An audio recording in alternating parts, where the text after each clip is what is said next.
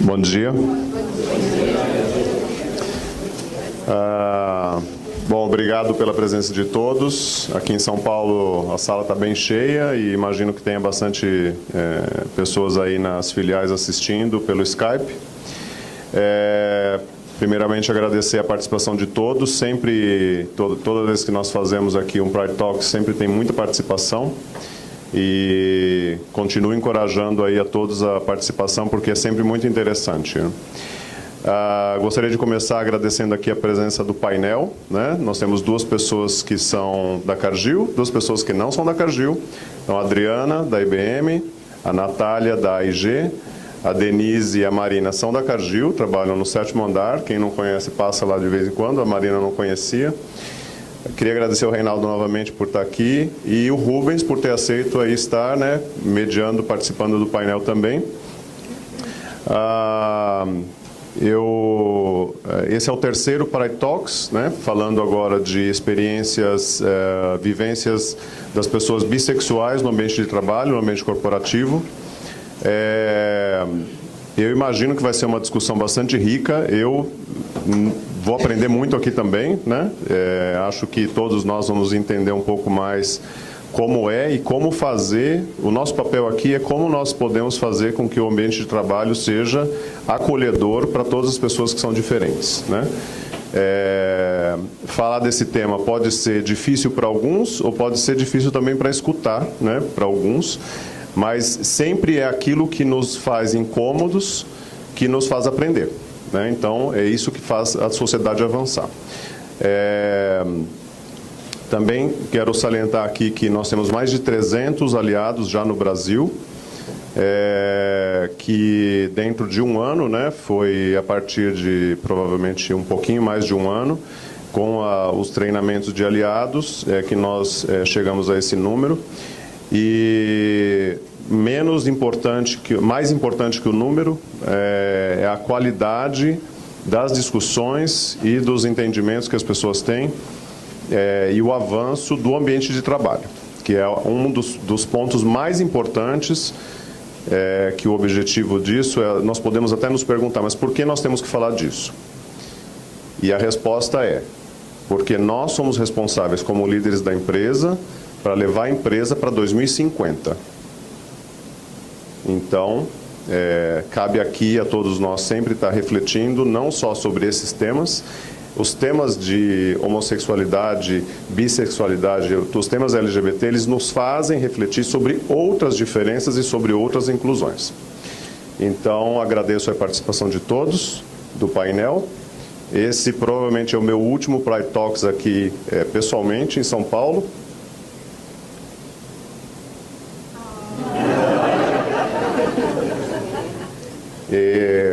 Obrigado aí o pessoal do grupo do Aliados e continue o trabalho.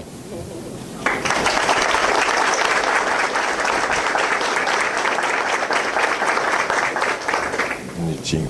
Acho que essas palmas foram também de agradecimento, né, pela contribuição que ele deu. Agora ele vai ser presidente mundial, não é isso, da Cargill? Logo, logo aí a gente terá notícias, tá? Vai ser muito bacana, porque ele vai estar levando agora o tema para lá.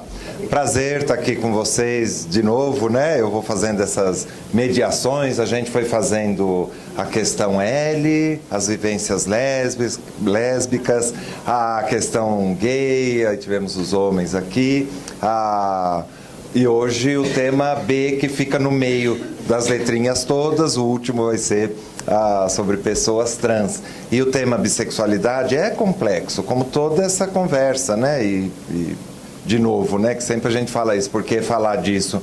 Porque faz parte da vida, porque nós existimos, né? Porque já foi o tempo que as empresas contratavam mão de obra, não queria saber das pessoas, só tinha uma mão ali, né? Eu sempre brinco, falo, serve um cotovelo de obra?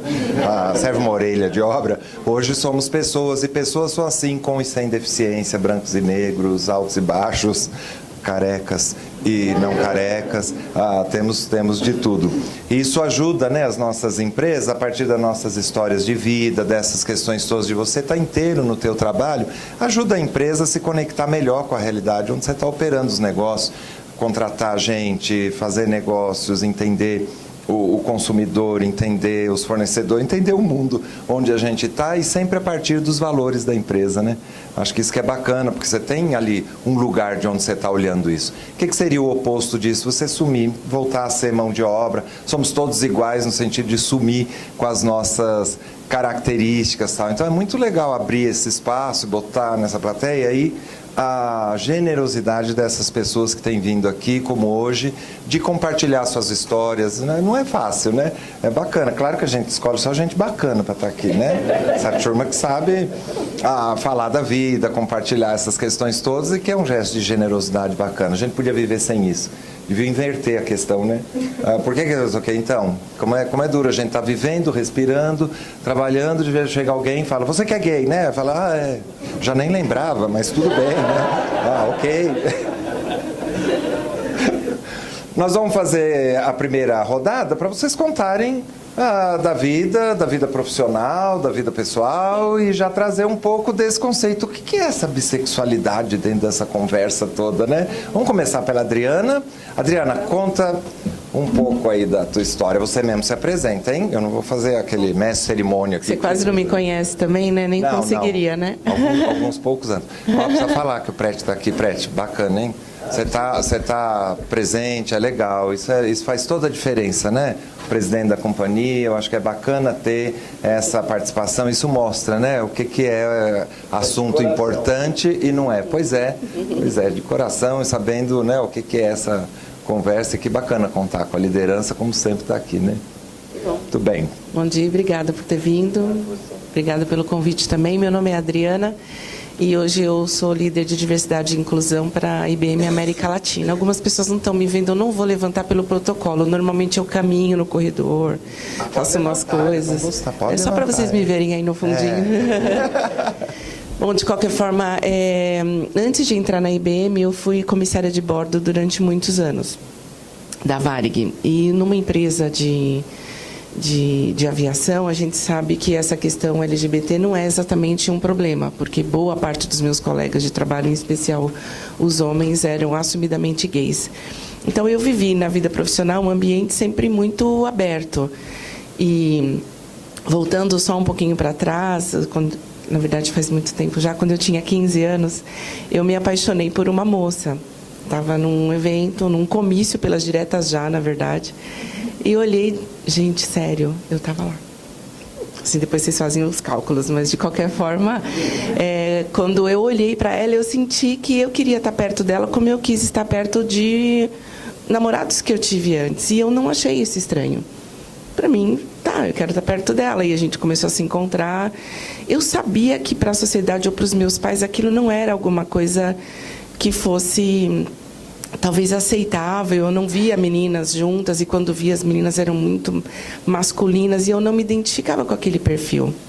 E aí quando eu me dei conta de que, enfim, minha mãe estava sofrendo porque me via saindo mais com ela do que com qualquer outro rapaz e tudo, eu falei, gente, eu vou ter que começar a mentir sobre isso, porque minha mãe está mal e eu não quero que ela fique mal. Mas eu quero ficar bem com ela, mas eu não tinha com certeza maturidade para discutir isso, né? Então eu comecei a mentir.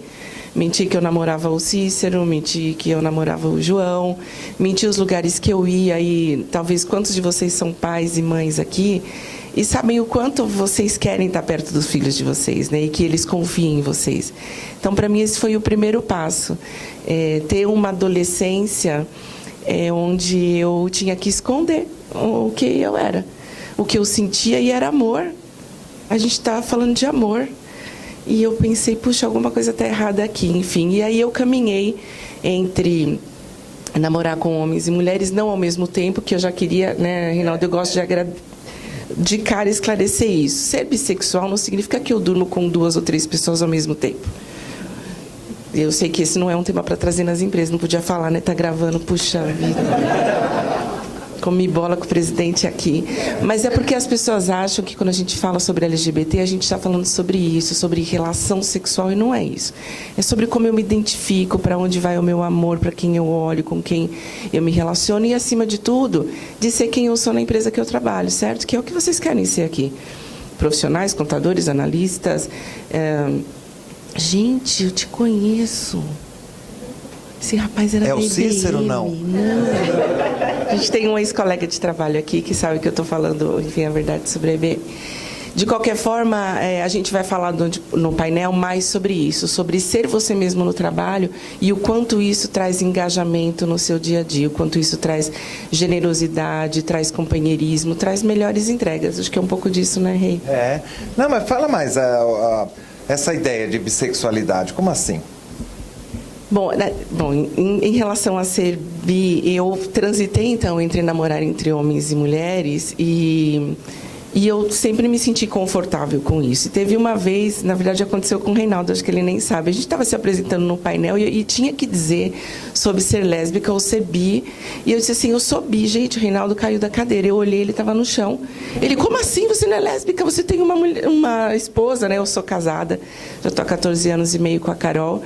E ele sempre me viu com a Carol. Então a gente nunca teve que falar eu sou bi, eu sou lésbica, nada disso.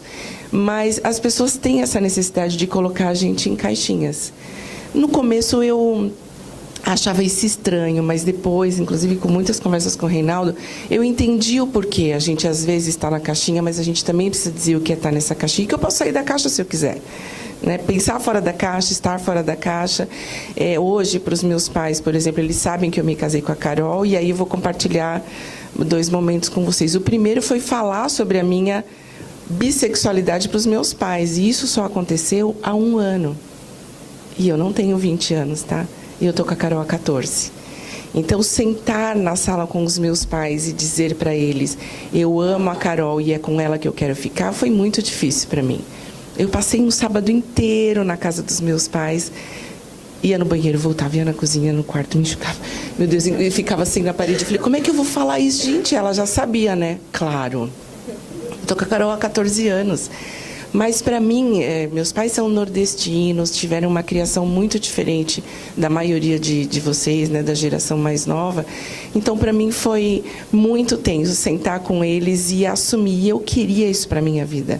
Meus pais estão envelhecendo e eu não queria que eles partissem sem eu ter olhado no olho deles e ter dito, sou eu.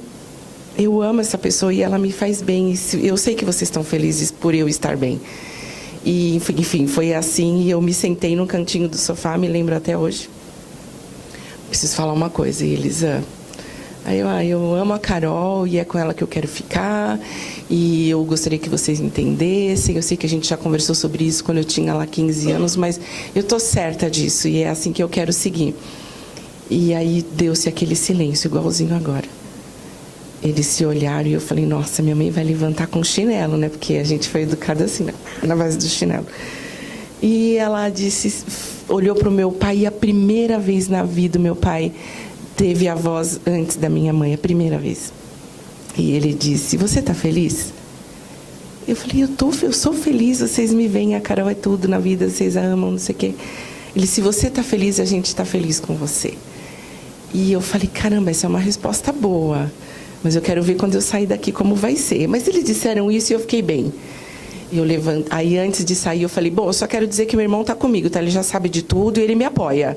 Porque eu tinha medo que eles voltassem atrás. Sério.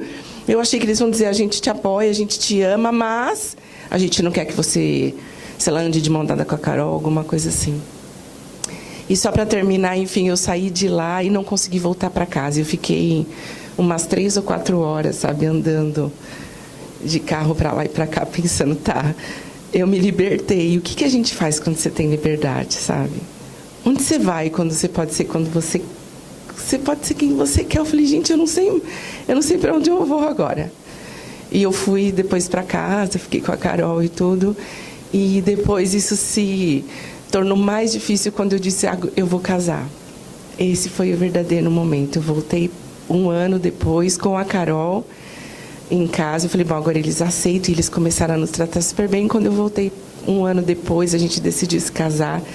Voltamos do lugar que a gente escolheu para o casamento, animadíssimas. Mãe, pai, tem uma coisa para contar. Eles, de novo, né? Mas já não saiu do armário uma vez, o que você quer tanto contar pra gente? Enfim, e aí a gente disse para eles, a gente vai casar. Ai, gente, não foi fácil. Não sei quantos de vocês já casaram, já foram para a igreja e os pais de vocês estiveram lá, mas meus pais disseram: a gente não vai. Desculpa, mas isso a gente não pode aceitar. E eu disse: mas como? Eu sou a mesma pessoa. Eu estava aqui há 1 ano sentada nesse mesmo sofá e vocês disseram que me aceitam. Como assim? Eu só vou me casar. E eles: desculpa, mas não vai dar. Não posso, seus tios, seus primos, os vizinhos, o que eu vou dizer para as pessoas? Eu acho que tem um pouco disso, que a gente vai conversar mais no painel, não quero roubar a voz das minhas colegas, mas tem um pouco disso, que é: o que vocês vão dizer? Vocês que são gerentes de pessoas, alguns aqui, podem dizer: nossa, o que eu vou dizer se alguém se abrir no meu time, se alguém chegar e disser: sou uma pessoa trans, vou passar por um processo de mudança de gênero, de aparência. A gente tem medo disso, a gente não quer enfrentar essas realidades. Então, depois eu conto o que aconteceu sobre o casamento, tá? Antes da gente terminar. Foi lindo, eu vi as fotos. Natália, na IG, você está lá, conte um pouco da vida. Se você não quiser falar que é advogada, não fala, porque ela é advogada, gente. Foi incrível o que você falou. Eu tô até envergonhada de dar sequência a essa conversa. Mas, então, a minha história é um pouco diferente. Eu também sabia muito nova que eu era bissexual. Isso foi uma coisa que foi muito, não sei, muito óbvia para mim. Eu sempre fiz teatro, eu vivia no teatro, eu fiz desde pequenininha. E então, para mim, eu tinha um grupo de apoio muito grande de pessoas que normalmente tem uma mente mais aberta já. Então, quando eu fui para a faculdade de Direito, eu e aquelas pessoas maravilhosas que podem ser muito difíceis de se lidar, eu também, ao mesmo tempo, estava com uma peça em cartaz sobre um amor lésbico. Então, eu já tinha começado a receber de ver algumas reações das pessoas do tipo: eu não vou encostar em você porque senão essa vibe lésbica vai pegar em mim. E você fala: nossa, gente. E eu tive muita sorte de ter sido criada numa família muito, pelo menos a minha família nuclear, eu, meu pai e minha mãe, muito aberta, muito calma, muito de cabeça, muito legal, muito pra frente. E foi aí que eu comecei a sentir um pouco do que eu ia ter que lidar no mundo com essas pessoas. E quando eu comecei a trabalhar, eu basicamente tinha uma vida da caixinha, coxinha, tô lá eu e os advogados, cheio das piadas homofóbicas, do machismo, de uma vida que, assim, às vezes eu falava assim: gente, eu não quero nem lidar com a homofobia dessas pessoas, porque eu já tenho que lidar com o machismo.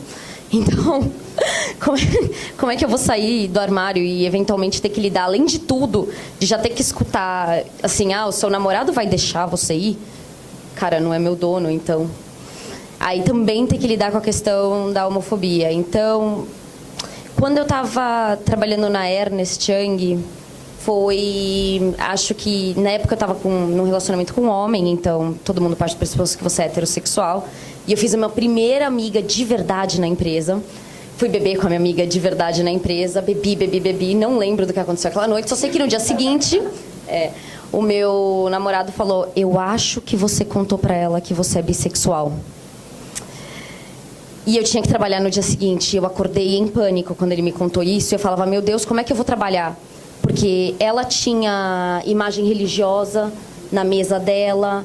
Eu sei que a família dela era nordestina, então ela era de lá, ela tinha feito faculdade de Direito lá, mudado para São Paulo. E eu entrei em pânico. Eu falei: meu Deus do céu, como que eu vou trabalhar? Aí eu não comi, cheguei no trabalho suando frio, ela não estava lá na mesa dela. Eu falei: meu Deus, pronto, ela está me desmascarando para os meus chefes. Sou um pouco dramática, gente, mas foi assim, foi um dia muito difícil. Eu não conseguia comer, eu vomitei de nervoso. Eventualmente ela apareceu, ela estava numa reunião e ela não falou nada pra mim. E eu passei o dia inteiro traumatizada. No fim do dia eu cheguei pra ela e falei: Bianca, a gente pode sair daqui pra tomar um chá, porque eu não consigo tomar cerveja hoje? E ela falou: não, você me contou, mas tá tudo bem, assim, nada a ver, não mudou nada, tá tudo bem aqui entre nós duas.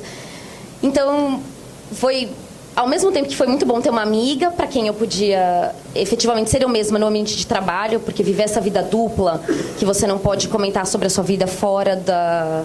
sua vida pessoal em casa, você não pode trazer para o trabalho e vice-versa. Foi muito bom ter esse apoio, mas ao mesmo tempo eu comecei a perceber o pânico que eu tinha e que eu não percebia, de que, e se alguém me descobrir? E se alguém ouvir um comentário meu dizendo, nossa, que mulher bonita? Ou e se eu olhar para uma mulher bonitona passando? Ou, enfim, o pânico que eu sentia de como os meus chefes iam reagir, de como o meu ambiente de trabalho ia me aceitar ou não me aceitar, foi muito grande. E foi aí, nessa época na Ernst, que eu comecei a me movimentar e falar, cadê o grupo? Cadê alguém para me apoiar, para conversar comigo, para, assim, me ajudar a perder esse medo, para perder esse pânico? Porque, de verdade, é um estresse diário que você sente. E existem várias microagressividades que você escuta, até porque, às vezes, se a pessoa não te identifica como LGBT, acha que tudo bem falar para você todas as coisas homofóbicas. E eu ficava assim, meu Deus, eu explico para ele assim que eu sou LGBT, ou eu só sento e ensino ele a não falar aquele viadinho. Então, por muitos anos foi um aprendizado a tentar entender onde que eu poderia ajudar a empresa ou conversar com as pessoas, os meus chefes, para poder falar sobre essa questão. Porque, não sei, por exemplo, a gente tinha famílias onde o líder da sua equipe era o seu pai. E a gente tinha que fazer trabalho voluntário. E o trabalho voluntário que eles queriam fazer era doação de sangue. E tinham 2 homens no armário no grupo, além de mim. Então, eu virei e falei assim, olha, nem todo mundo pode doar sangue. Existem algumas pessoas que são proibidas de doar sangue. Então, acho que uma doação de sangue pode trazer constrangimento. E aí, o meu líder da minha equipe falou assim, que isso, aqui não tem viado ou sapatona. E eu assim, nossa, isso faz 2 anos.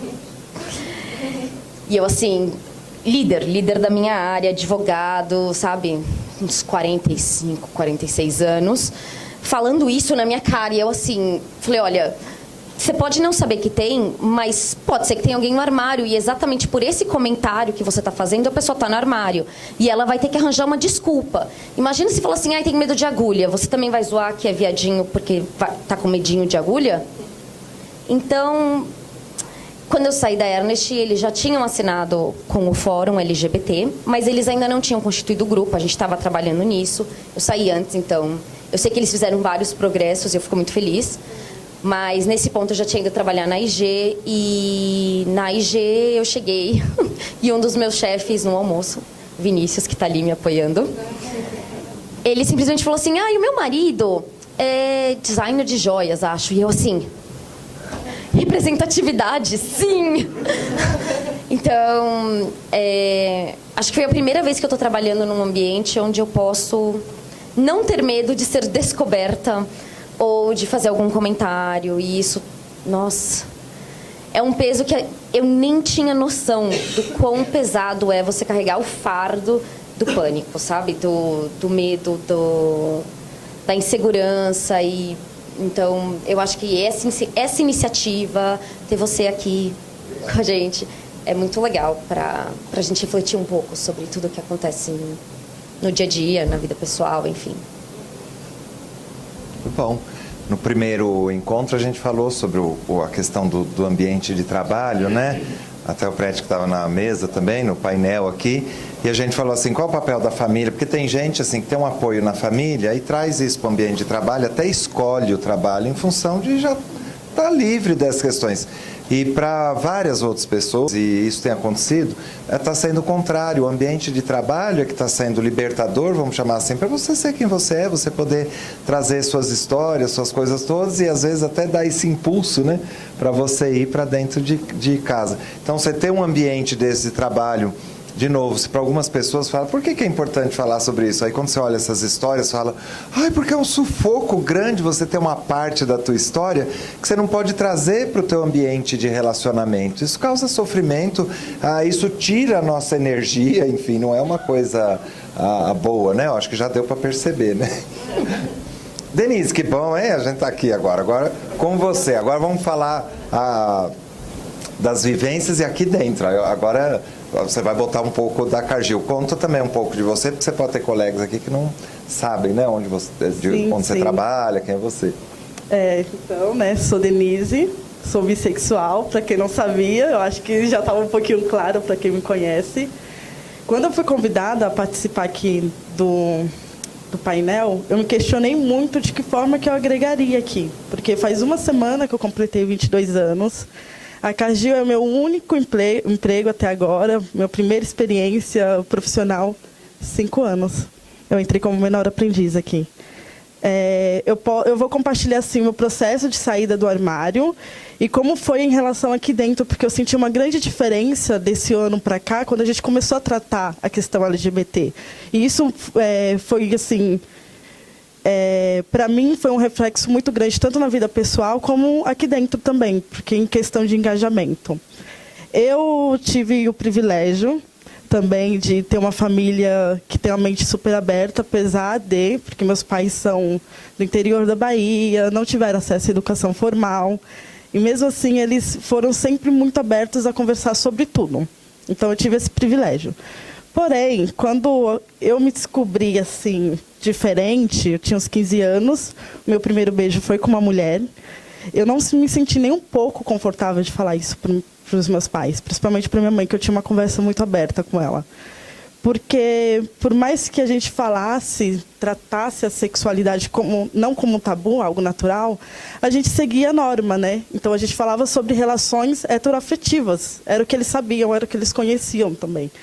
Então, eu não me senti confortável de pegar e falar, olha, aconteceu isso, vou compartilhar isso com vocês. Não.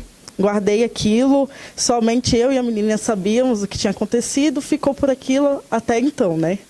Aí, um pouco depois, eu comecei a namorar um rapaz, e ok, continuei fechada, sem entender muito bem o que tinha acontecido comigo.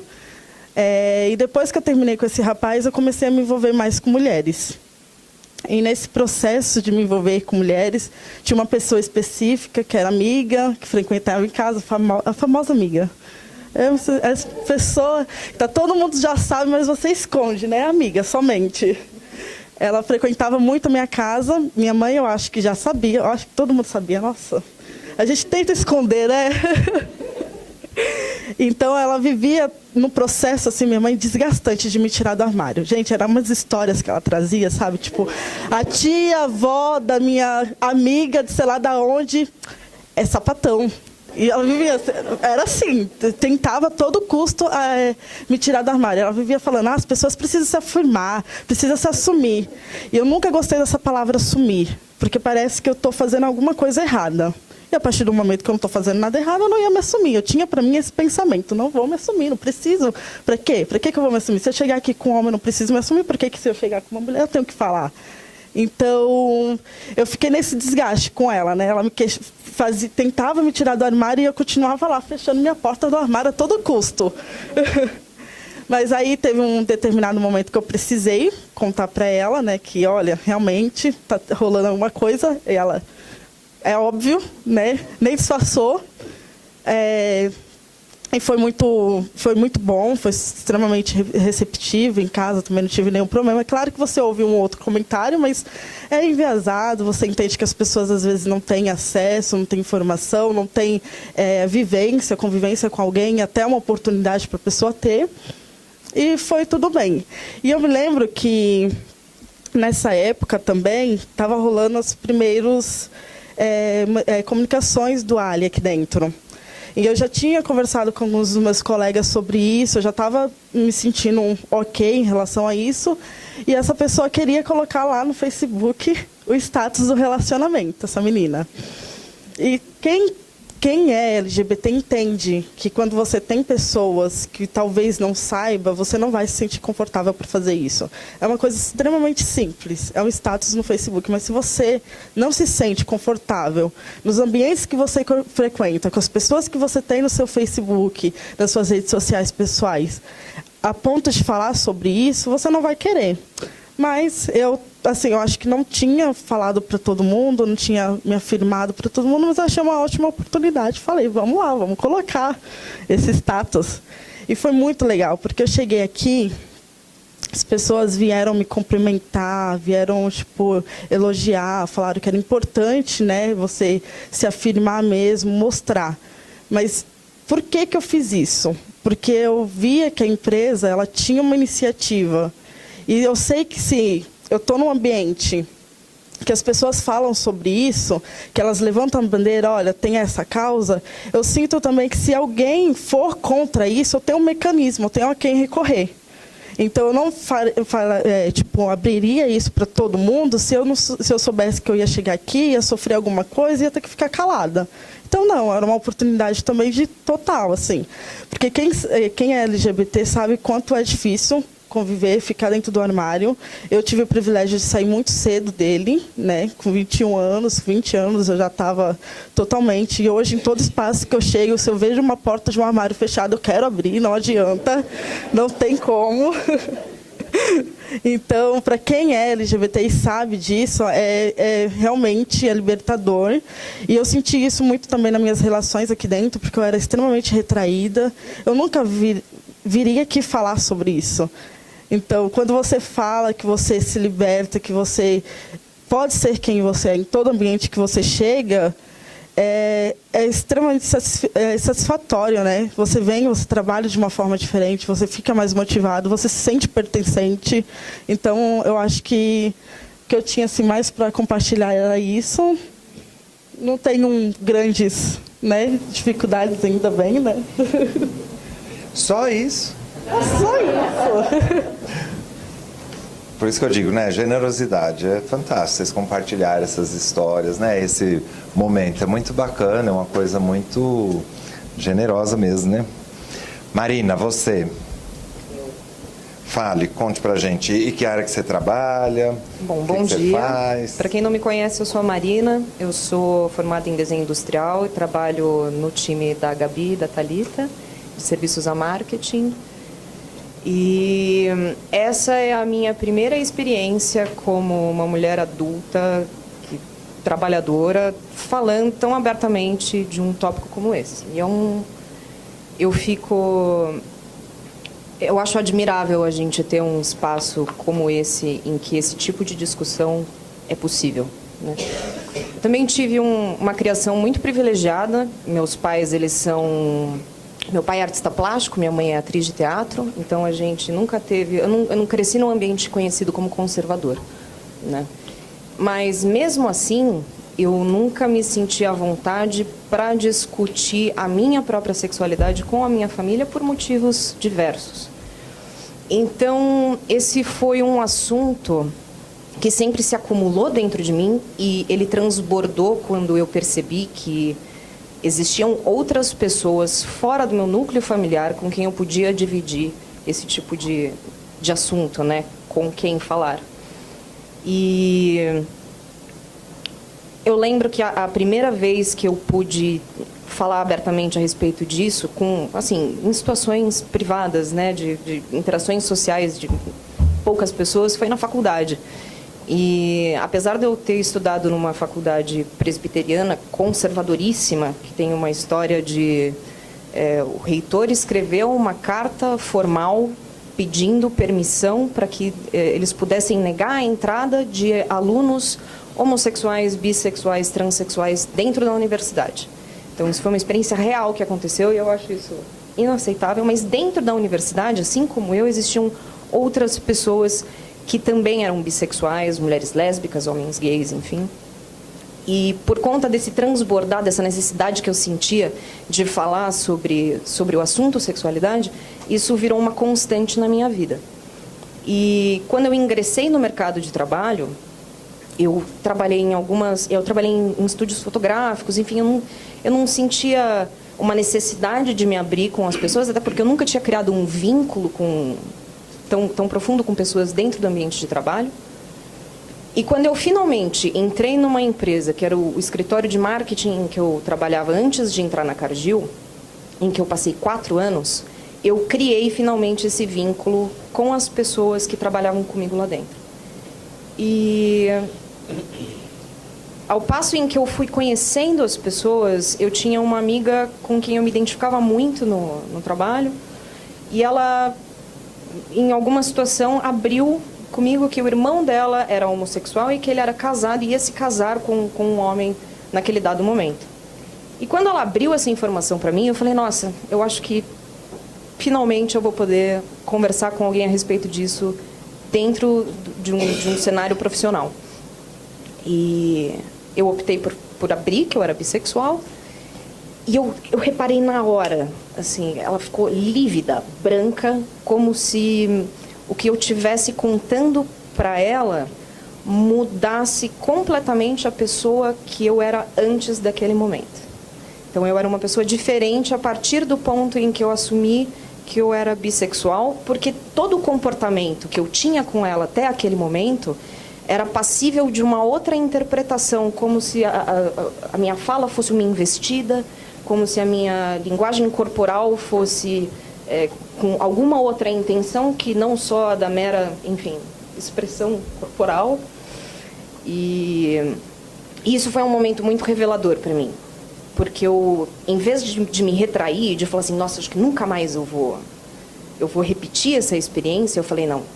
Então, é agora que eu entendo quais são as repercussões, quais são as possíveis repercussões, porque não teve nenhuma ação reativa, não houve nenhuma agressão, eu não sofri nenhuma consequência de natureza homofóbica, mas o discurso dela mudou, a nossa convivência mudou. E eu falei, nossa, então existem outros desenrolar de situações que podem se apresentar. Então, eu quero me afirmar nesse ponto e eu quero lutar pela minha liberdade de discutir a respeito desse assunto com confiança e que, ao longo prazo, essa abertura, esse constante tocar na ferida possa, eventualmente, resultar na não necessidade de um espaço de discussão como esse, né? Da necessidade da discussão não existir. Eu acho que esse é o objetivo final. Pelo menos não desse jeito, né? Ter que conversar dessas coisas. E hoje, você está casada? Você... Sim, hoje eu sou casada com um homem. E eu tive também a oportunidade de conversar com um membro da minha família a respeito desse assunto, alguns anos atrás, que foi o meu pai. E foi uma experiência muito, muito importante, porque a minha conexão com a minha família é muito, muito importante para mim. Os membros da minha família me conhecerem e me aceitarem e saberem sobre a minha vida é muito importante. Eu queria ter essa liberdade de conversar com a minha mãe, com as minhas avós, enfim, mas eu não sei se elas teriam a maturidade emocional para lidar com esse tipo de informação, principalmente agora que eu sou casada, né? Eu acho que eu precisaria me justificar 3 vezes mais para eles entenderem. Legal, muito lindo. Você vê que a gente já falou aqui da etiqueta de sair do armário, depois nós vamos voltar nessa rodada, mas, né, vale para todo mundo assim, não arranque ninguém do armário, não arranque ninguém do armário, fala, conta, pode contar, ou quando a pessoa for contar para você, você fazer assim, já sabia, é horrível, não faça isso, finge uma surpresa, sempre coisa, você vê que tem uma etiqueta, né? Quantas vezes a gente nem sabe da gente mesmo, né? Eu como homem gay, quer dizer, até você descobrir, até você não sei o quê, e às vezes o mundo em volta está te pressionando uma caixinha, te colocando numa identidade que você mesmo ainda não está nem vendo. E a caixinha é ótima, porque a gente precisa ter algum lugar, mas é para a gente se abrir para o mundo, porque nós somos isso, aquilo e muito mais, né? Eu sempre lembro isso. Nossas histórias são muito singulares e são muito próprias, né, da gente. E elas dizem alguma coisa importante sobre nós, mas não tudo sobre nós, né? Tem muito mais coisa para ver. Rubens, fala, você como liderança, você é um homem hétero, não é certo? Sim. Você viu que a gente não tira ninguém do armário, mas força assim a barra. Mas estou à vontade. Não, assim, acho que tem papel, falar um pouco como aliado, acho que antes de falar como liderança, né? Eu acho que a gente como liderança e aliado, a gente só tem uma responsabilidade aumentada dentro do nosso papel. Acho que o papel de aliado, e eu tive conversando até um pouco com o Will essa semana, e lendo um pouco mais sobre qual é a responsabilidade da gente como aliado, e cada um de nós que está carregando o aliado aqui no peito, né? Primeiro, a gente não tem que chamar para a gente o expertise, a gente não é expert de nenhum assunto. E o que a gente descobriu é que ninguém pode ser expert no que uma outra pessoa pensa, sente ou age, né? Cada um de nós somos indivíduos, não dá para a gente claim para a gente mesmo, não, eu sei como as pessoas são. Não sabemos, estamos aprendendo cada dia e hoje mesmo para mim está sendo uma oportunidade incrível de aprendizado. Mas nosso papel como aliado é garantir que a gente tem no ambiente profissional aqui na Cargill, e não importa se você é liderança ou não, um ambiente que seja agradável, produtivo e seguro, para qualquer pessoa se manifestar da maneira que se entenda, né? E aqui é interessante que nos exemplos que vocês colocaram, isso está muito claro. O que é o agradável? É você poder ser você mesmo, né? A gente cada vez mais ouve em gestão e que o trabalho vai ser mais bem feito quando a pessoa se sentir à vontade sendo ela mesma. Então, essa é a parte do agradável. A parte do seguro foi... Não sei se foi a Natália ou a Denise que comentou, puxa, a hora que eu falar, acho que se eu falar vão me retaliar, ou se alguém tiver um comportamento inadequado, eu sei que tem gente que está lá para estar do meu lado. Esse é o nosso papel do seguro também, tá? E o produtivo está meio nas entrelinhas do que falou, mas imagina você chegar no teu ambiente de trabalho e ficar monitorando como você fala, né? Ah, eu ontem saí com o meu... né? E você não diz, e você tem que ficar monitorando 100% do que você fala. Isso tira a produtividade, tira a atenção, tira o foco no trabalho de qualquer pessoa, né? Fora, às vezes, as relações que a gente tem fora do ambiente de trabalho, mas são relações profissionais, né? Olha, vamos ter um happy hour, cada um está levando o seu namorado, namorada, e daí a pessoa fica constrangida e não leva, né? Porque ela não se sente segura de repente levar o namorado ou levar a namorada lá, e as pessoas vão estranhar, e daí a pessoa não participa. Isso também está matando a produtividade, porque muitas vezes um evento desse, mesmo que social, é um evento de trabalho, né? Então eu queria relembrar para a gente, como aliados, a gente tem que trazer um ambiente agradável, produtivo e seguro. E está nas entrelinhas do que vocês falaram, nas experiências de vocês, o que a gente pode fazer para que isso aconteça. Como liderança, é assim... Outro dia eu estava tendo um debate sobre um outro tema, que era sobre segurança, tá? Mas se você vai na linha, por que diversidade é importante para o negócio, né? Você vai cair numa grande quantidade de artigos acadêmicos advogando sobre um tipo de diversidade versus outro tipo de diversidade, o que é produtivo, ou vai cair naqueles exemplos típicos de, eu preciso ter negros na equipe porque eu tenho consumidores. A gente acaba caindo nisso, né? E daí você pode cair numa quantidade de estudos acadêmicos que para mim não tem a menor importância, né? A questão da gente ter os aliados, a questão da gente encorajar a abertura do diálogo LGBT, não é uma questão de produtividade, é uma questão de valores, né? Não importa se vai melhorar, importa o valor, né? E essa semana o D-Mac, que é o nosso CEO global, ele anunciou os 3 novos valores da Cargill. E o primeiro é as pessoas vêm em primeiro lugar, e o segundo é a gente faz o que é certo, não importa o quê, né? E está no core do que a gente está fazendo, não importa, porque se você vai entrar, qual é o tipo de diversidade que eu tenho que ter para ter o resultado, não importa. A gente faz isso porque é valores, né? Porque as pessoas estão em primeiro lugar e porque é a coisa certa a se fazer. E o terceiro valor? O terceiro valor é atingir mais alto, né? Que é a questão de buscar sempre uma ambição maior e de buscar crescimento, né? Esse é o terceiro valor, né? E o assunto que a gente estava tendo foi... Só em paralelo, a gente estava discutindo um livro sobre segurança, né? E o primeiro capítulo do livro, ele falava que tinha alguma correlação em algumas empresas, quanto mais segura a empresa, melhor o resultado. Só que o argumento dele não era muito convincente. Aí a gente estava num debate, no nosso grupo de liderança do negócio de óleos, a gente está meio que discutindo esse livro, né? Sobre segurança. E um colega que muito sabiamente falou, não importa se o resultado é melhor, isso é um valor. Né? O respeito à pessoa, botar a pessoa em primeiro lugar e fazer o que é certo é um valor. Não importa o que tem aqui por trás disso. É meio óbvio que você tendo isso, você vai buscar o melhor para a tua empresa. Exato. Né? Não é que está negando, fala então dane-se o resultado, o resto.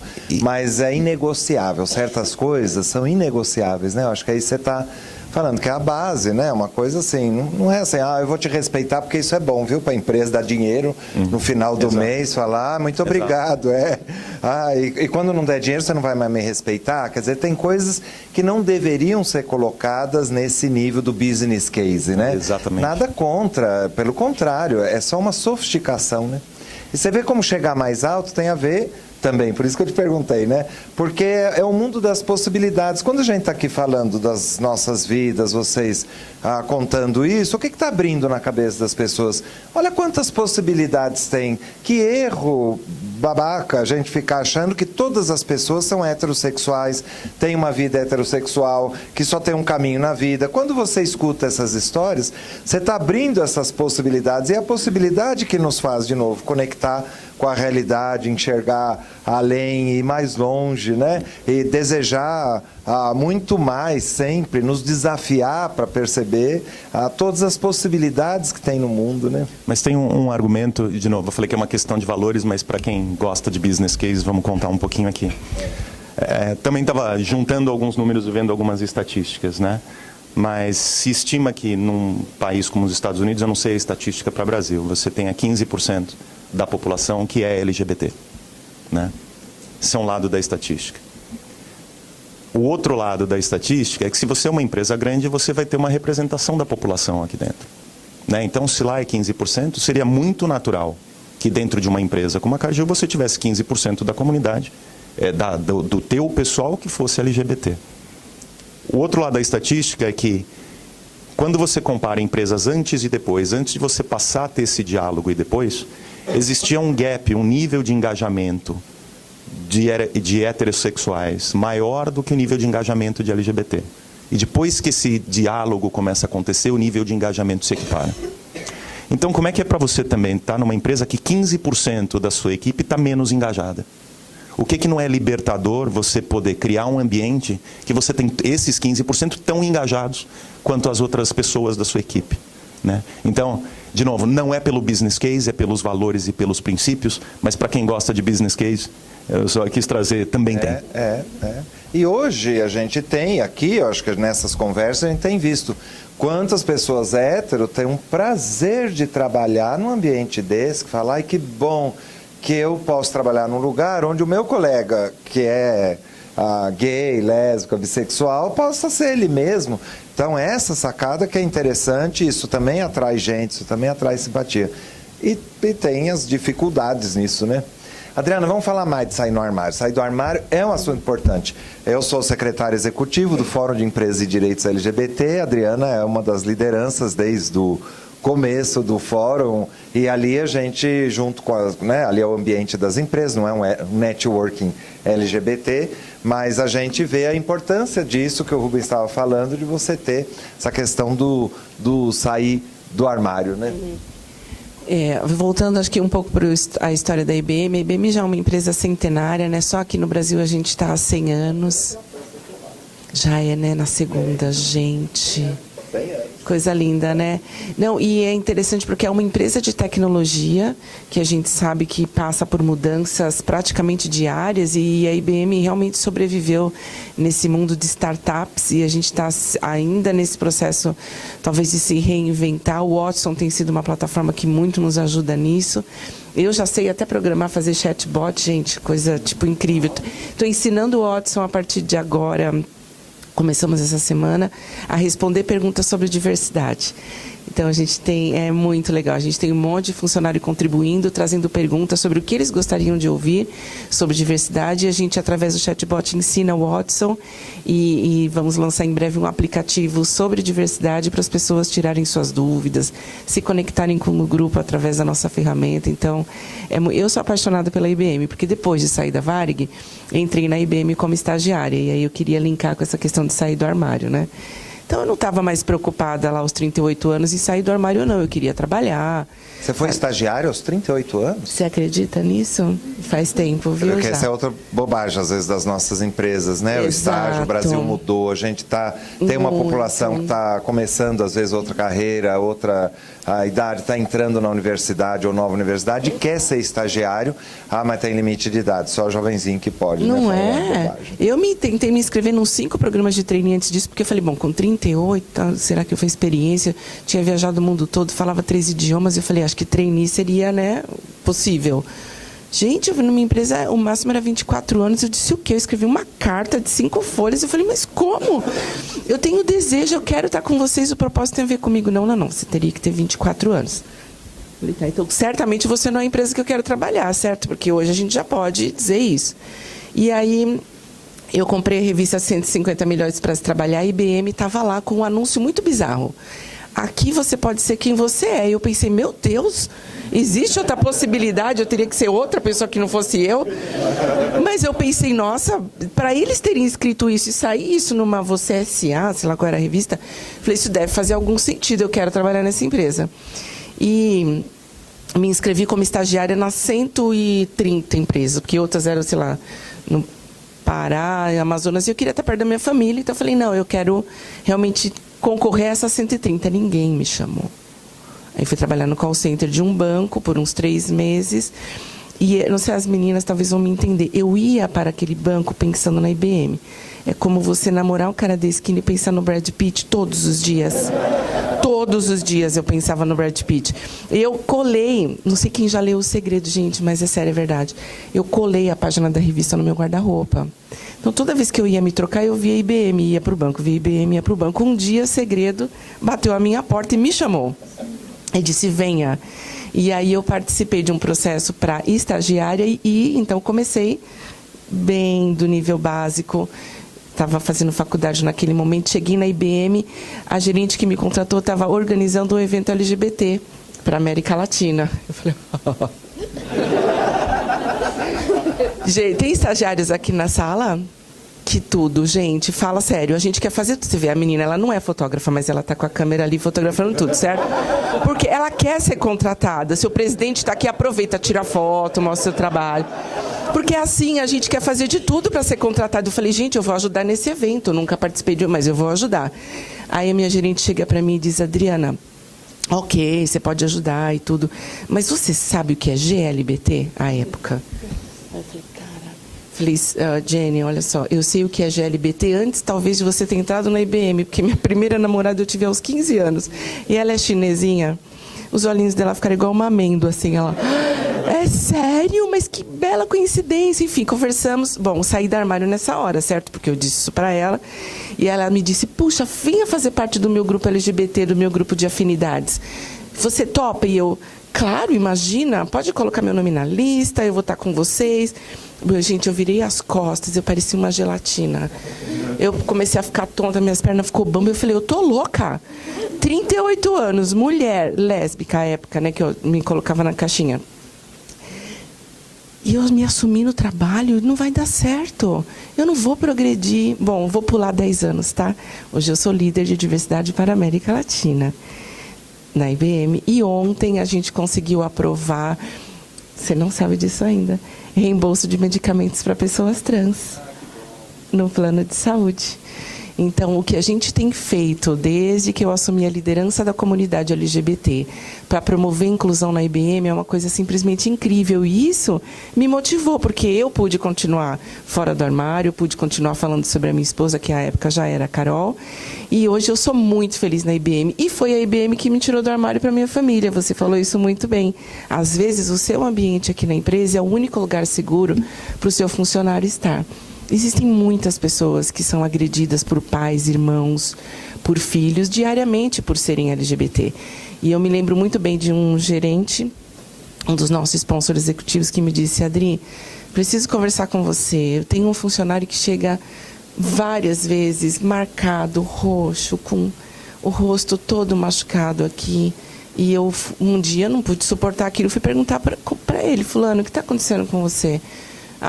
Eu assumi para o meu pai, ele quer me expulsar de casa, eu não tenho para onde ir. E ele me bate, tipo, dia sim, dia não, porque acha que eu estou no caminho errado, ele é religioso, não sei o quê. E eu, como sponsor executivo, estou vendo o quanto que é importante a empresa ter esse ambiente de conversa e de apoio. Então, a IBM me ajudou a ter essa conversa com a minha família, até porque, não sei se alguns de vocês me têm no LinkedIn, mas eu... Uma vez ou outra, estou na gestão RH, na Folha de São Paulo, no Estado, uma hora meu pai ia abrir o jornal e ia me ver. Eu disse, gente, não é justo com ele, né? Ele saber sobre mim por um jornal, a família inteira sabendo. Então eu resolvi, enfim, voltar àquela história e contar tudo para eles. Então, sair do armário, para mim, é importante. E eu acho que nós temos uma responsabilidade importante com a comunidade. Então, eu agradeço as meninas que estão aqui, a você que é casada hoje com um homem, mas está aqui nesse painel falando sobre isso. Porque não importa que o ambiente seja só aberto para mim, é assim que eu penso. As mulheres negras que estão aqui, as pessoas com deficiência têm essa responsabilidade. Olha para o teu redor e pensa, como é que eu posso fazer o mundo melhor para a pessoa que está do meu lado? A gente não vai mudar o mundo todo, mas eu posso mudar um pouquinho na cadeira do lado, no meu colega que está atrás, no estagiário que está entrando na empresa e quer se sentir bem-vindo e quer ter orgulho de trabalhar na Cargill.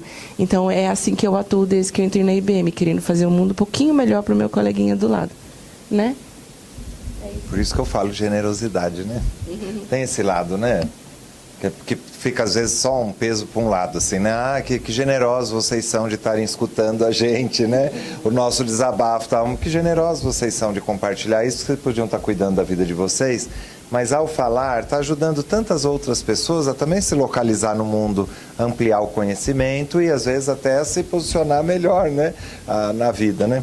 Natália, e todos vocês, acho que a gente exagerou um pouco nas críticas ao Nordeste, por exemplo. Eu tenho implicâncias com esse negócio de dizer que alguns lugares são mais conservadores ou não. Você está numa área de seguros, que é um mundo que tem muitas mulheres, mas que é muito masculino, né? Na estrutura, sobretudo na liderança e tal. E às vezes a gente fica com uma conversa do conservadorismo e ele funciona quase como uma profecia autorrealizável.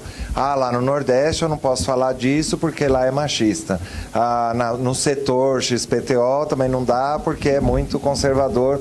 E assim vai. Será que isso também não atrapalha? Você está lá numa empresa, você já falou que você achou o máximo poder entrar, ter o Vinícius de chefe. O Vinícius é maravilhoso, né? Olha lá ele ali. Não, eu acho que quando, como parte do LGBT, você cria o medo de tudo, né? Você cria o medo de não ser aceito, o medo de sair do armário. E existem também até preconceitos nossos de que aquela pessoa religiosa não vai me aceitar porque é religiosa. Então, é um preconceito nosso assumir isso, a partir do pressuposto que, porque é um ambiente predominantemente masculino ou tido como conservador, que você não será aceito. Mas, ao mesmo tempo, assim como a Adriana falou que ela tinha um funcionário que estava apanhando, eu, quando era mais nova, tinha muito amigo meu que saía do armário, apanhava e vinha ficar em casa. Então, a minha casa era praticamente um refúgio para todos os meus amigos que estavam saindo do armário naquele momento. E existem algumas, talvez, apoios que as pessoas que não aceitam pessoas diferentes LGBT, que elas usam de apoio. Então, existem pessoas que utilizam religião como forma de apoio. Então, você cria uma generalização de que, se o meu coleguinha do lado é super religioso, talvez ele não entenda, ou provavelmente ele terá mais preconceito, ou será mais difícil de ter uma convivência boa se eu sair do armário. Assim como também tem essa questão do Nordeste. No caso da minha amiga, ela tinha muita imagem religiosa na mesa dela e ela era nordestina, então o meu inconsciente falava, meu Deus do céu, eu estou me abrindo para a pessoa mais beata do mundo. Não foi o caso, graças a Deus, mas a minha família, ela é evangélica. O meu pai e a minha mãe, eles são pessoas exceções, mas o meu pai tem 10 irmãos, todos evangélicos, todos que vão à igreja. E quarta-feira, sábado, domingo, uma das minhas primas toca órgão na igreja. Então, por exemplo, a minha família, eu não sei se eles sabem, também não escondo, mas eu ser divorciada, pelo amor de Deus, eu vou queimar no fogo do inferno. Recebi muitas informações das minhas tias sobre como a minha alma está perdida, elas estão rezando pela minha salvação. Então, são generalizações que a gente cria, mas, ao mesmo tempo, eu não sei, é praticamente um instinto de sobrevivência. E se você não tem essa abertura do diálogo, e se você não tem alguém que você se apoie para se sentir segura. E eu acho que só ter um amigo LGBT dentro de minha empresa que não fala sobre o assunto não é suficiente. Porque não é a mesma coisa que você ter um grupo e você ter uma discussão de verdade. Então, quando você tem uma discussão num ambiente, por exemplo, a IG, que eu entrei achando que ia ser mercado financeiro, grupo do Bolinha, tem mais banheiro de homem que de mulher, porque simplesmente tem mais homem no ambiente. Eu entrei na IG e, para minha surpresa, foi muito mais fácil lidar num ambiente de mercado financeiro, numa empresa que já tinha a conversa LGBT, do que era lidar com os advogados na Ernst Young antes da criação do LGBT, que era assustador. Era assustador você ter que conversar com todas aquelas pessoas, também muita gente religiosa, e eu cheguei a escutar de chefe meu super religioso que eu deveria parar de andar com aquelas pessoas estranhas, senão iam achar que eu era lésbica.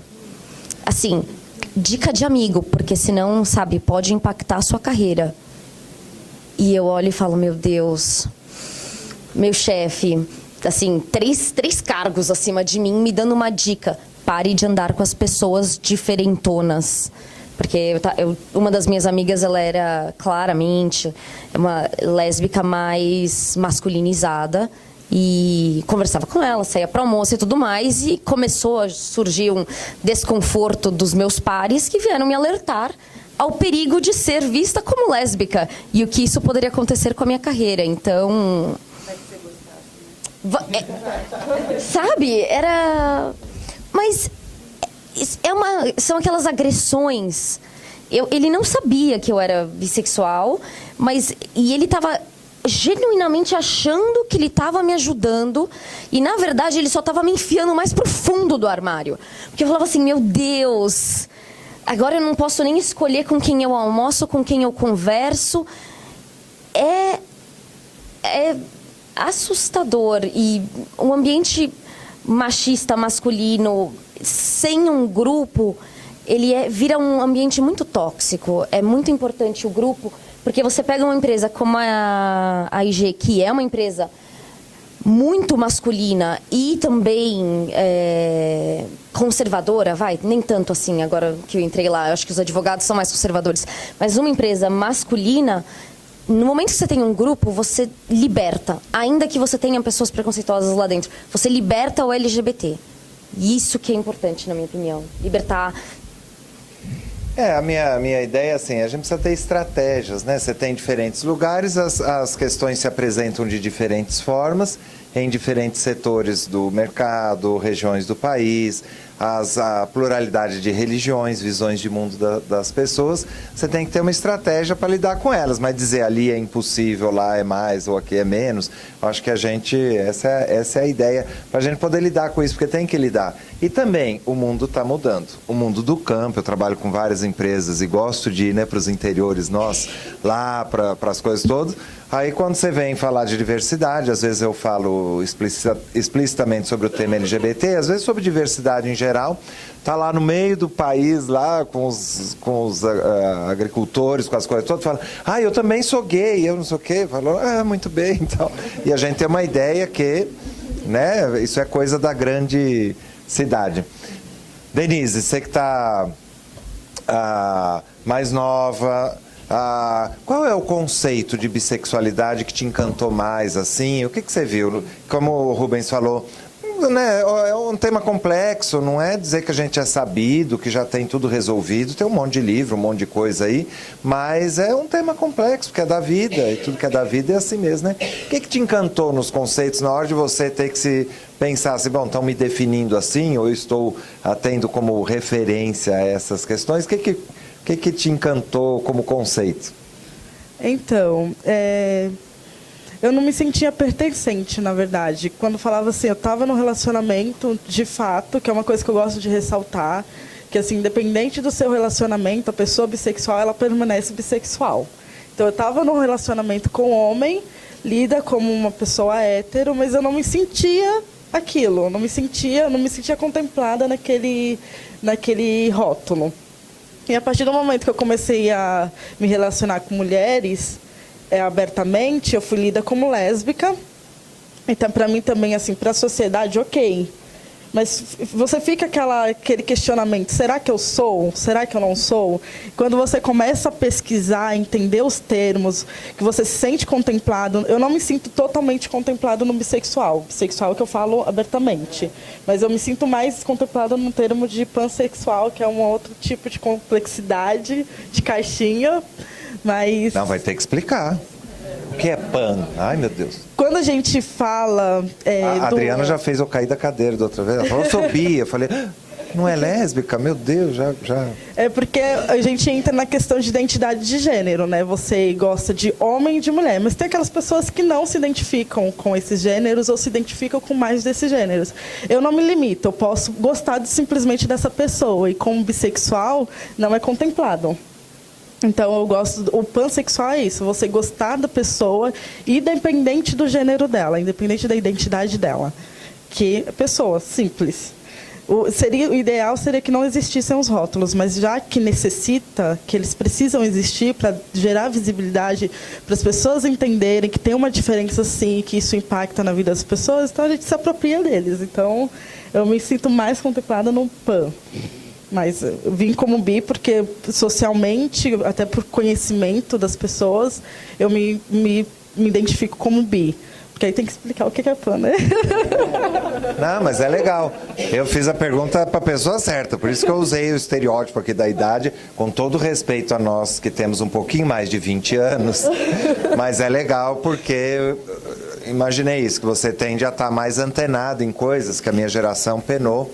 Você imagina o que era não ter nem livro em português, muito menos internet, muito menos...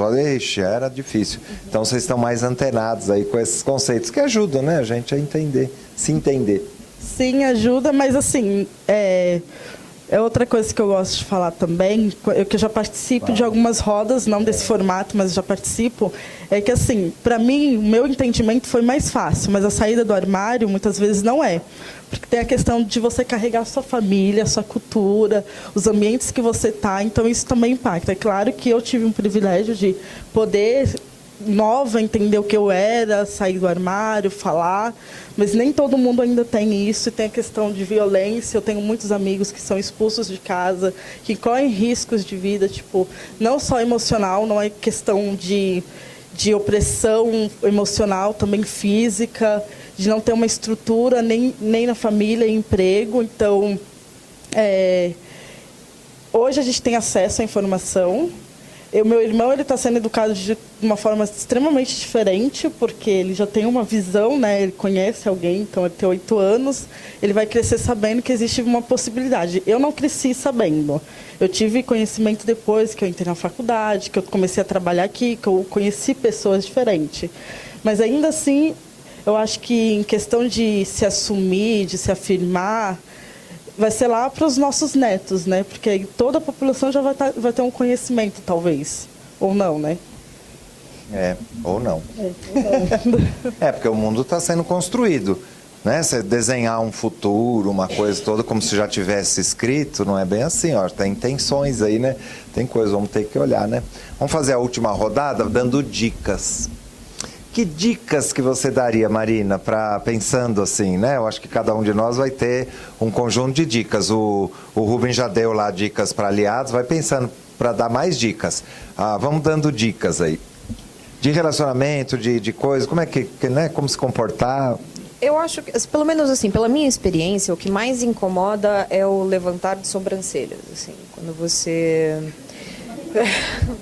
Tanto de um lado quanto do outro, assim. Se você conhece um indivíduo e naquele momento você tem um relacionamento com uma pessoa do mesmo sexo e em algum momento no futuro você tem um relacionamento com uma pessoa do sexo oposto, você sempre tem que sair do armário 2 vezes, porque a pessoa nunca vai lembrar que você é bissexual. Se você está namorando uma pessoa do mesmo sexo, você é, como mulher, lésbica. Se você está namorando uma pessoa do sexo oposto, hétero. É simples assim. E eu acho que a surpresa, que é uma coisa muito recorrente, incomoda de uma forma sutil, mas incomoda. Né? Então, eu acho que a compreensão de que existem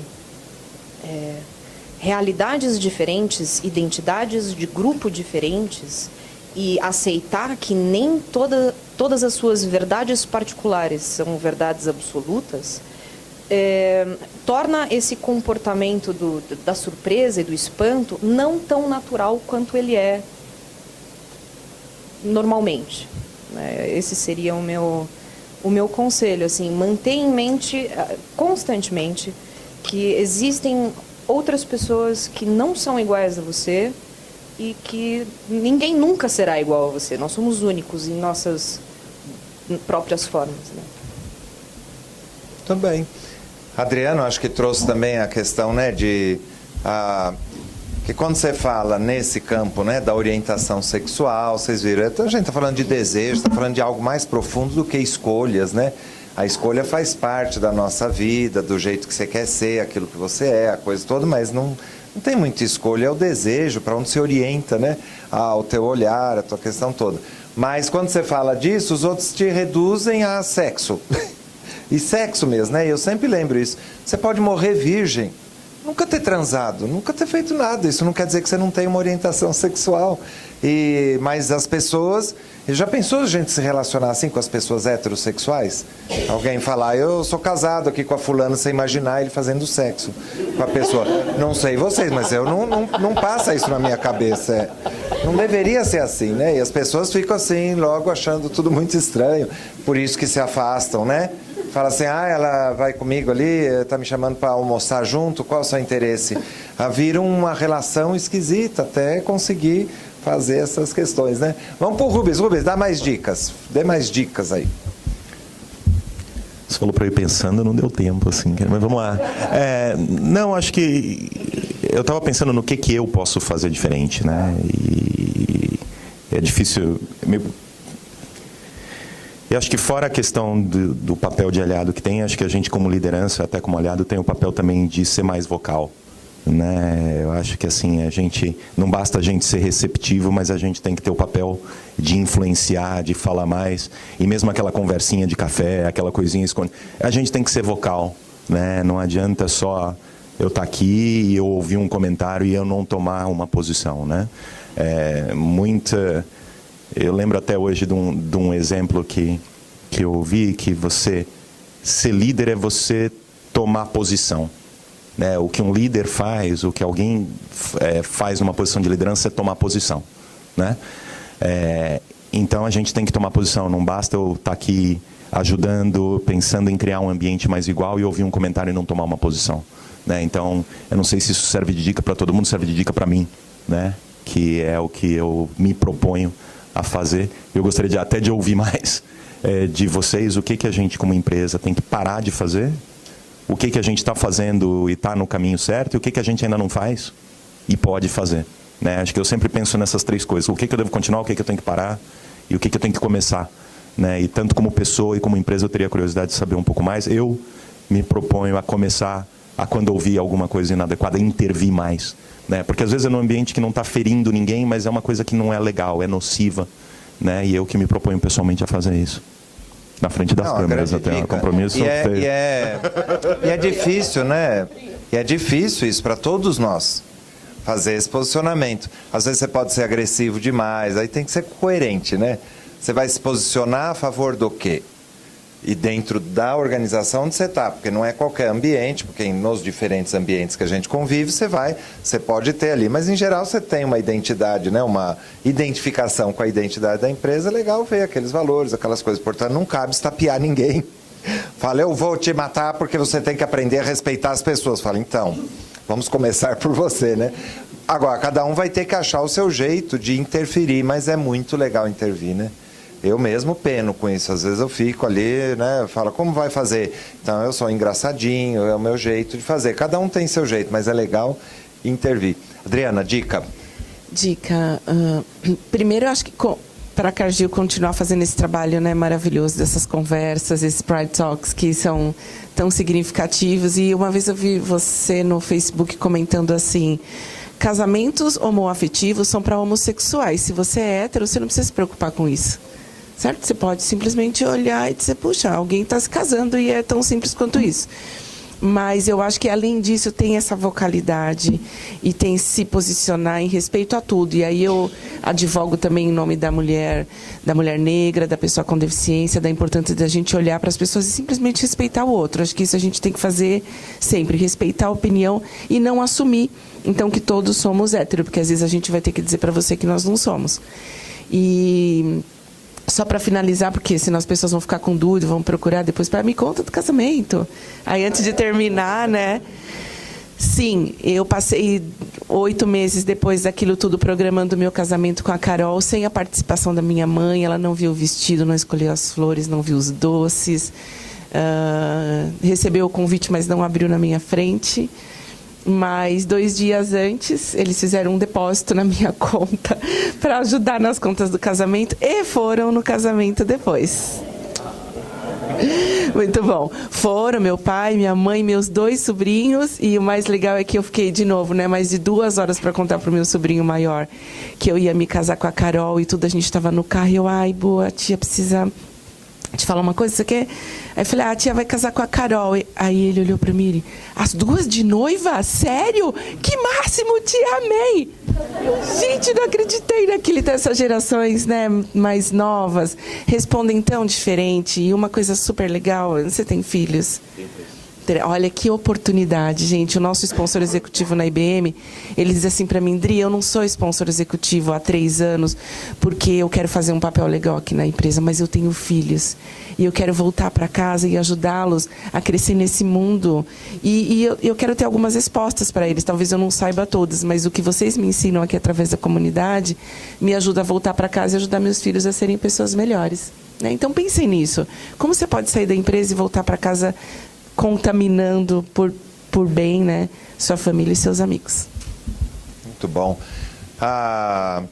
Vocês viram, né? O casamento foi uma conquista, né? Pra você poder casar, ninguém está falando casar na igreja. Se tem igreja que aceita isso, religião que tem, ok.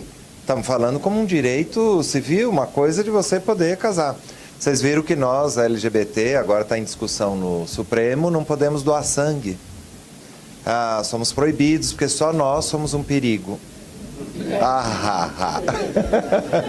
Para a saúde pública, caramba, que coisa mais besta, né? Então você tem que tomar muito cuidado com sangue, mas não segregue uma população. Então a gente ainda tem coisas trogloditas no nosso tempo, que a Denise mostrou aí um espanto, né, para algumas coisas. É isso mesmo, a gente tem que se espantar mesmo, porque é muito esquisito, né? Dicas, Natália, Dicas? Uma dica, assim, o que você já deu, você já falou. Puxa, como foi importante entrar na empresa, encontrar representatividade, vamos chamar assim, ter ali um grupo LGBT, ter gente falando disso, ter aliados, né, tá ali, é uma coisa bacana, as pessoas acham isso legal, e não só quando entra na empresa, né? Que a IG está tomando cuidado de fazer eventos também para fora, de também estar mostrando isso, porque aí você já chega na empresa sabendo, se eu sou uma pessoa que acho tudo isso muito esquisito, eu não gosto de trabalhar com negros, tem isso, né? Tem gente que diz isso. Trabalhar naquela empresa cheia de negros. Já pensou o que é isso, né?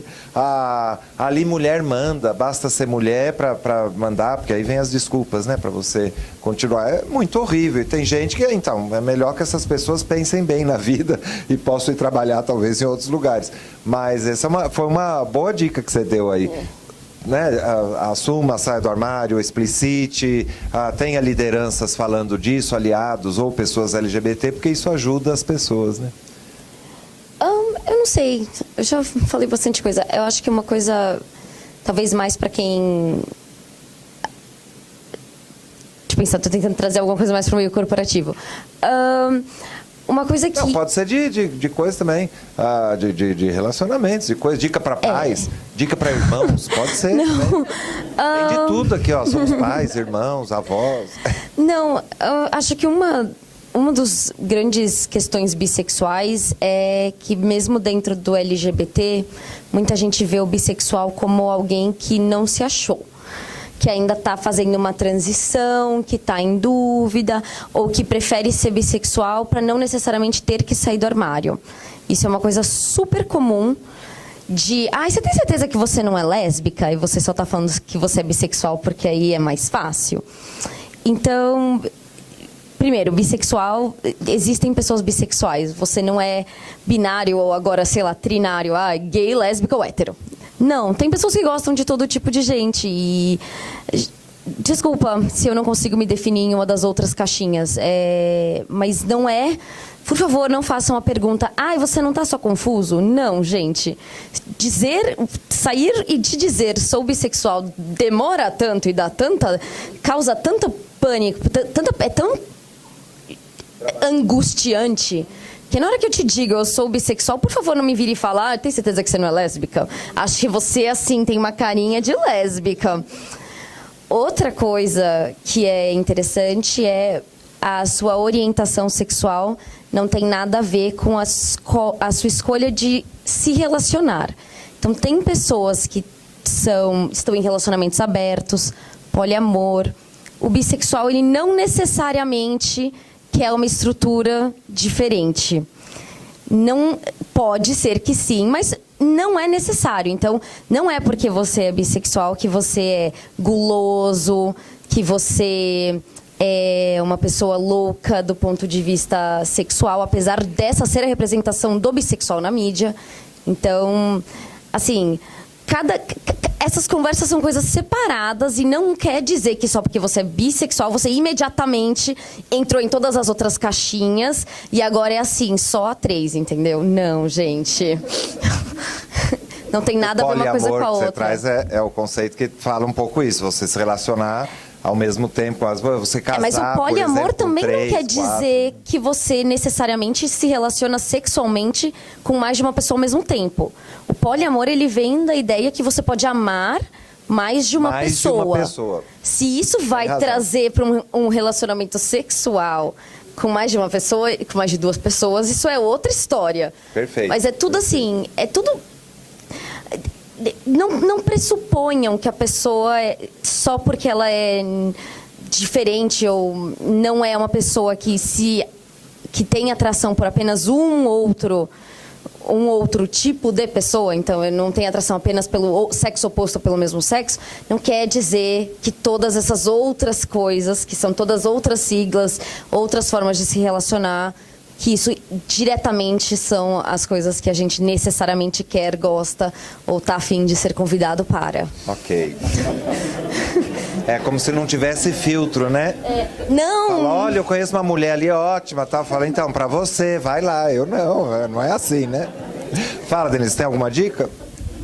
Eu acho que segue muito a linha do que elas já disseram, que é a invalidação, né? Você ser bissexual, você está afirmando toda vez que, olha, existe, eu sou independente.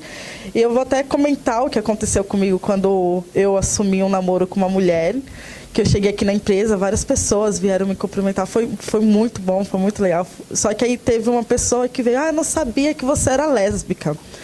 Aí eu peguei já o gancho e falei, então, eu não sou lésbica.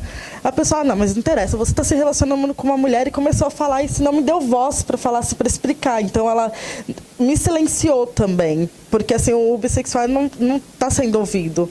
Porque a problemática é só envolvido quando você se relaciona com uma pessoa do mesmo sexo, né? Tipo, a bissexualidade é opcional, você está aí porque você quer, você está se relacionando com uma pessoa porque você quer, escolha, então... eu acho que entra muito nessa questão de validação mesmo. E de dar espaço, né, gente? A pessoa veio, você tem um momento para falar, que são raros, né, os momentos que a gente tem para falar, você invalidar outra pessoa porque você viu que era daquela forma e pronto, também é um pouco complicado. Muito bem. Comentários, perguntas nos momentos finais, questões? Quem está nos assistindo? Deixa eu só aproveitar aqui e fazer uma pergunta de quem está conectado. Só para avisar, a gente teve pouco mais de 150 conexões, então obrigado pessoal que está conectado aí. E a gente tem uma pergunta aqui do Carlos de Uberlândia. Deixa eu só voltar aqui. Carlos de Uberlândia, ele pergunta, Reinaldo, é para você. Na sua opinião, é mais fácil para que as mulheres abram sua bissexualidade do que os homens? E na sua experiência... Qual a sua experiência de carreira sobre encontrar profissionais bissexuais homens no ambiente de trabalho? Não sei, né? Aqui não é coincidência, porque as mulheres estão aqui, vocês viram em peso, a gente não teve um homem bi para cá. Talvez tenha uma questão aí, né? Quando a gente olha para a literatura, para as conversas, para a experiência de debates como esse, sim, é mais difícil, parece, para os homens, ou mais fácil que se acomode numa relação, sobretudo quando está com mulher e tal. Para os homens pode ser ter alguma dificuldade aí nisso, né? Pega ali. Eu acho que, assim, pela minha experiência e por matérias que eu li em jornais como a BBC, The Guardian, enfim, existe essa diferença em grande peso para mulheres e para homens, mas para os homens, já fazendo um paralelo também com o que a Denise e a Natália falaram, a bissexualidade ela é invalidada. Então, para os homens, muitas vezes, se você se assume como bissexual, as pessoas te tomam como homossexual, porque a bissexualidade não existe. E do ponto, para as mulheres, como a Natália falou, é visto como uma fase. Então, por muitas vezes, as mulheres optam por se assumir e são tomadas como imaturas, o que muitas vezes geram consequências tanto dentro do ambiente de trabalho como fora, por conta dessa visão deturpada sobre as coisas que não é real. Tudo bem. Mais alguma dúvida? Meninas, primeiro de tudo, quero dar parabéns, sou super fã de vocês, como vocês sabem. E eu queria perguntar se existe diferenças de tratamentos, preconceitos ou reações homofóbicas para uma mulher lésbica e para uma mulher bissexual. Posso? O bissexual, algumas pessoas falam que bifobia, né, que é uma fobia específica das pessoas bissexuais, não existe. Porque a gente sofre o preconceito de acordo com a pessoa que a gente está se relacionando. Então, quando você é lido como hétero por estar no relacionamento com uma pessoa de um outro gênero, então você não sofre nenhum tipo de agressão ali. Só que quando você fala que o bi ele é confuso, ele é promíscuo, ele é lido de diversas formas. Isso também é uma atitude homofóbica. Nem sempre é homofóbica, né? É só a reprodução daquilo que as pessoas têm conhecimento. Então, é diferente. Eu acho que não vai muito para a questão física, né? Porque o que a gente vê de relatos de pessoas que sofreram agressão por estar com pessoas do mesmo sexo, né? Do mesmo gênero, é muito maior do que quando se diz de bissexual. Não dá para fazer um recorte, né? Mas ainda assim existe. E é complicado, né? Dentro da própria comunidade LGBT, vem isso, falta de informação, essa ideia, todas essas. Não tem filtro, não tem maturidade, é transição, enfim, um monte de coisa. Isso atrapalha até a vida afetiva, né? Porque aí você encontra alguém, você precisa ter... Que sorte, hein, Marina? Você tem um marido bacana desse. Porque é difícil, né, ter até arrumar alguém, porque é uma desinformação tão grande que a relação fica complicada de você achar alguém que entenda essa questão, né? Que vá... Nesse sentido, uma coisa que eu senti... Eu entrei no Tinder recentemente. Aí... Coloquei lá... É uma dica. Coloquei lá o filtro para meninas e parecia que toda conversa que eu começava com a menina, primeiro que eu tive que tirar a advogada de lá, porque advogada já ninguém dá like, né? Aí eu tirei a advogada, não sei o que lá, coloquei trabalho com seguros. Toda conversa que eu começava com uma menina, começava com, você é bi ou você é lésbica? Assim, nossa... Ok, eu me identifico como bissexual. Tá bom, unlike. Aí, tipo, a pessoa sumia, deu unmatch em mim. Existe um pouco uma resistência em mulheres lésbicas de sair com mulher bissexual, porque, não, ela vai querer, eventualmente vai sentir falta de homem, vai me trair e vai me largar e, enfim, não dá. Então, existe também isso entre homens, de no momento que você se declara bissexual... traz uma insegurança no outro que está com você, de que ele não vai ser tudo que você precisa, ele não vai ser suficiente, ou ela não vai ser suficiente. Então, existe uma... Enfim, eu me sinto culpada, às vezes, da insegurança que eu causo no outro. Eu falo, ai, gente, desculpa, mas assim, não posso... Eu não sei se mesmo sendo hétero ou lésbica, se eu poderia garantir que eu ia querer ficar com você pelo resto da minha vida. Então, assim, essa extra insegurança que eu causo em você, mil perdões, mas... O que eu posso fazer? Você também não pode garantir que você vai me querer pelo resto da vida. Então, nas redes sociais, que já não são de namoro, que já não são uma coisa muito agradável, eu sinto que o bissexual, a mulher bissexual passa por essa camada extra. E toda vez que dão um match em mim, eu tenho que admitir que eu fico muito chateada. Você vê a vida do afeto, né? O mundo do afeto. Fala. Oi, tudo bem? Meu nome é Alan. Na verdade, eu não queria fazer nenhuma pergunta, eu só queria fazer um agradecimento para vocês. Eu não sou muito de falar, então vocês não fazem ideia o quanto eu me senti abraçado aqui hoje. Eu sou gay e recentemente eu me assumi para os meus pais. E a vida inteira eu ouvi deles que eu precisava mudar o meu jeito de ser, porque senão eu não conseguiria um emprego. Eu precisava mudar o meu jeito de ser, porque senão eu não conseguiria a promoção que eu tanto queria. E o mais incrível dessa história toda é que eu me assumi e que eu me senti, que eu me identifiquei como eu sou aqui dentro. Não foi na escola, não foi em casa, não foi na faculdade. Então, acho que vocês têm ideia do quanto é importante esse momento aqui para a gente, para todos nós, sendo bissexuais, sendo lésbicas, sendo homens gays, mulheres. E é muito importante para a gente. Eu estudei, acho que eu fiz colégio na mesma universidade, que é que universidade e colégio é muito... Eu vivi um ambiente muito... sempre fui muito repreendido durante toda a minha educação escolar. Eu sei muito do que você falou, eu vivi isso na pele. E poder me assumir aqui no ambiente de trabalho onde os meus pais sempre falaram que não ia ser o lugar, né, onde eu iria conseguir me desenvolver é muito legal e mostra o quanto a nossa sociedade está mudando. Então, eu quero agradecer a vocês por esse momento, que foi muito legal.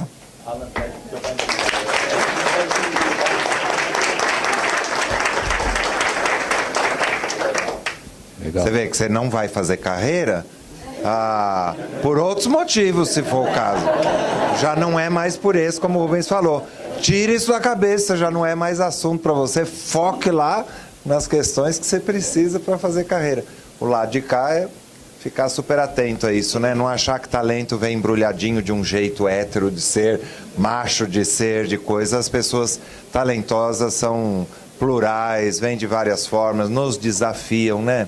Nos desafiam a todos nós. Porque sempre acham que não, só os outros são desafiados, todos nós.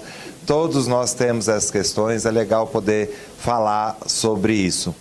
Esse ano ainda, será que a gente faz o trans? Vamos ver. Trans? Vamos tentar, porque tem que terminar o ano, né? E a gente foi. E muito legal essa conversa, de novo, a generosidade de vocês, de compartilhar a história, de estar compartilhando essas visões e de estar trazendo essas questões para esse ambiente. E que bacana, Cargill, né? Que legal, que bom que faz esse tipo de conversa, que a gente avance nisso, né? Simone, quer dar umas palavrinhas finais aqui? Gente, obrigado. Uma salva de palmas,